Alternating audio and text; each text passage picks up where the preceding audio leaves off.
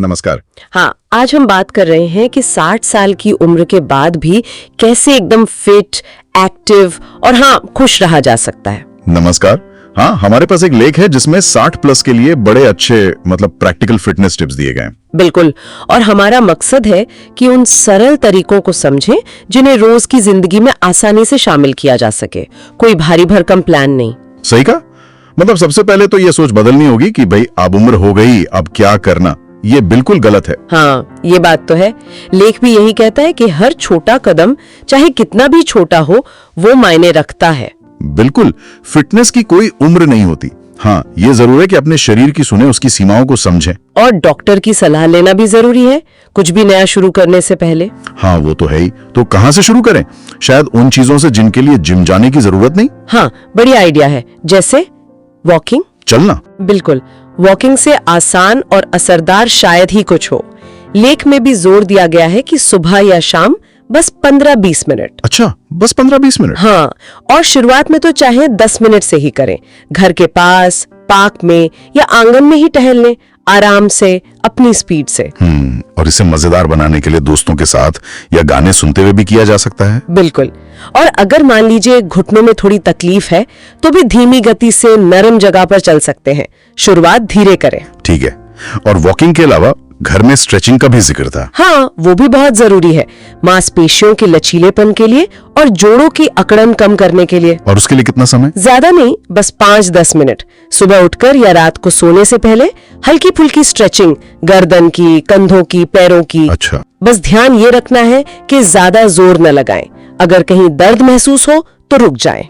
लेख में कमर दर्द के लिए किसी खास स्ट्रेच का नाम था, कैट काउ जैसा कुछ? हाथों के बल आकर कमर को धीरे धीरे ऊपर नीचे करना होता है। रीढ़ की हड्डी के लिए बहुत अच्छा है वो। अच्छा, और ये भी तो है कि घर के रोजमर्रा के काम भी तो एक तरह की एक्टिविटी ही है। सही बात, जैसे झाड़ू पोछा लगाना, 10-15 मिनट का काम, या बागवानी में पौधों को पानी देना, या फिर सीढ़ियां चढ़ना। दिन में 2-3 बार अगर चढ़ लें तो वो भी तो कसरत ही है। बिल्कुल, ये छोटी छोटी चीजें मिलकर बहुत फर्क डालती हैं।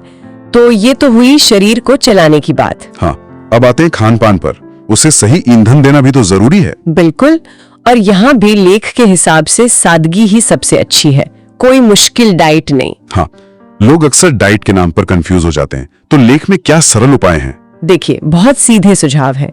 प्रोटीन जरूर लें, दालें हैं, पनीर है, अंडे खाते हैं तो वो भी।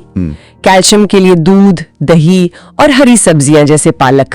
फाइबर भी जरूरी है, साबुत अनाज, फल, सब्जियां। और हेल्दी फैट्स जैसे बादाम, अखरोट। अब बिल्कुल, मुट्ठी भर, वो भी अच्छे हैं। और क्या कम करना है वो भी साफ है। चीनी कम करें, तला भुना कम और नमक भी थोड़ा कम। लेख में वो थाली वाला नियम बड़ा अच्छा लगा। आधी थाली सब्जी, 1/4 प्रोटीन, हाँ। 1/4 अनाज। हाँ, वो याद रखने में आसान है और काफी संतुलित भी। और कुछ छोटे छोटे बदलाव। हाँ, जैसे नाश्ता थोड़ा अच्छा करें पर लंच और डिनर हल्का रखें।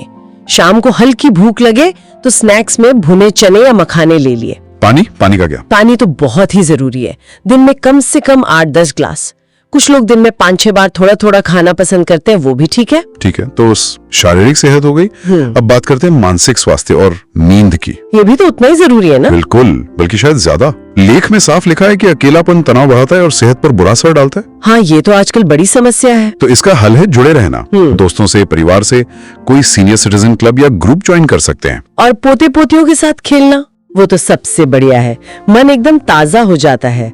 और एक और चीज, रोज 5-10 मिनट शांत बैठना, मेडिटेशन जैसा। हाँ, या बस गहरी सांस लेना, जैसे 4 सेकंड सांस अंदर, 4 सेकंड रोके, 4 सेकंड में बाहर।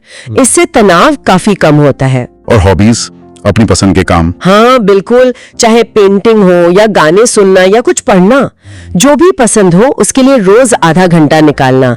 दिमाग व्यस्त रहता है, खुश रहता है। सही कहा। और नींद कितनी जरूरी है? नींद तो समझ लीजिए शरीर और दिमाग का रीसेट बटन है।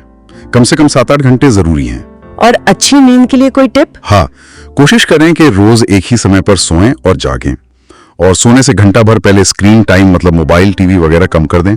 डिनर भी हल्का रखें। अच्छा, अब आखिर में कुछ आम परेशानियां जो इस उम्र में होती हैं, जैसे जोड़ों का दर्द या थकान या कमजोरी, इनके लिए क्या सुझाव हैं? हाँ, संक्षेप में कहें तो जोड़ों के दर्द के लिए वही हल्की स्ट्रेचिंग और वॉकिंग काम आती है।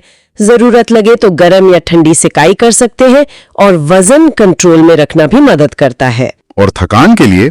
थकान लगे तो बीच बीच में छोटे ब्रेक लें, उठकर थोड़ा पानी पिएं या बस 5 मिनट के लिए टहल लें। और कमजोरी महसूस हो तो प्रोटीन वाली चीजें खाएं और हल्की स्ट्रेंथ ट्रेनिंग भी कर सकते हैं, जैसे कुर्सी पर बैठे बैठे पानी की बोतल उठाना। और हाँ, धूप लेना ना भूलें, रोज 10-15 मिनट विटामिन डी के लिए। तो मतलब सार यही है कि 60 के बाद फिट रहने का मतलब कोई पहाड़ चढ़ना नहीं है। बिल्कुल नहीं, ये बस जीवन का आनंद लेने के लिए शरीर और दिमाग को थोड़ा मजबूत रखने की बात है। हाँ, रोज थोड़ी वॉक, अच्छा खाना, अच्छी नींद और अपनों का साफ, ये छोटी छोटी आदतें ही बड़ा फर्क ला सकती हैं। एकदम सही। और शुरुआत किसी भी एक छोटी चीज से आज ही की जा सकती है, चाहे वो 10 मिनट की सैर हो या बस कुछ पल शांति से सांस लेना। और इसके साथ ये सोचना भी जरूरी है कि शारीरिक सेहत के अलावा मन को खुश रखने के लिए, जीवन के प्रति एक पॉजिटिव नजरिया बनाए रखने के लिए हम अपनी दिनचर्या में और कौन से छोटे खुशी देने वाले बदलाव ला सकते हैं। बिल्कुल, ये सवाल अपने आप से पूछना बहुत जरूरी है।